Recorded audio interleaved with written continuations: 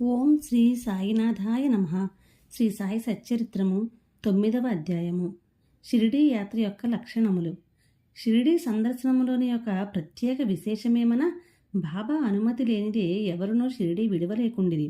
బాబా అనుమతి లేక ఎవరైనను షిరిడీ విడిచి వెళ్ళినచో వారు ఊహించని కష్టములు కొని తెచ్చుకున్నవారగుచుండిరి. బాబా ఎవరినైనా బయలుదేరని సెలవిచ్చిన తరువాత ఇక షిరిడిలో నుండరాదు.